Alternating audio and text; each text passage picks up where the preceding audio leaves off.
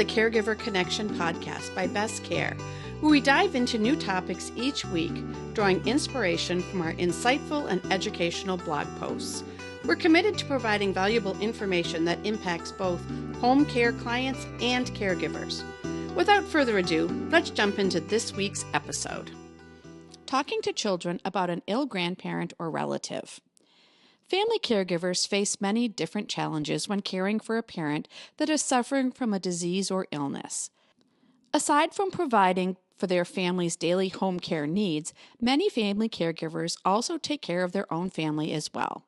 The blending of these two roles is inevitable, and the caregiver will eventually have to answer the questions, how is Grandma doing? It's important to take a different approach when speaking with kids about a grandparent or relative's illness. This conversation becomes even more difficult when the individual is terminally ill. Silence is typically the worst option, but time should be taken to prepare for this conversation before jumping in. Clark Goldstein, an associate psychologist at the Child Mind Institute, provided the following points to consider when speaking with children about a grandparent's illness. The first one is to remain calm. It's good to let them know you are concerned, but getting highly emotional in front of children can leave them confused or scared. Secondly, educate them. Teach them about the disease, then let them know what is being done to treat it and how it might impact their grandparents' daily life. Censor yourself.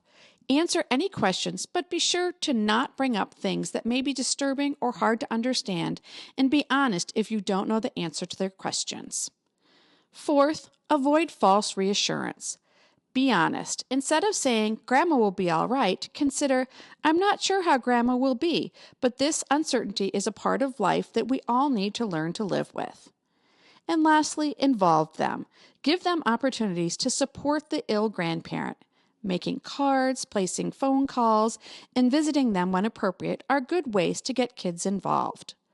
The home care professionals are here to help family caregivers through the many aspects of providing home supportive services. If you find this podcast helpful, share this with a friend, leave a review, and don't forget to subscribe. Contact us today for expert guidance and support. Visit bestcaremn.com. Thanks for listening to the Caregiver Connection.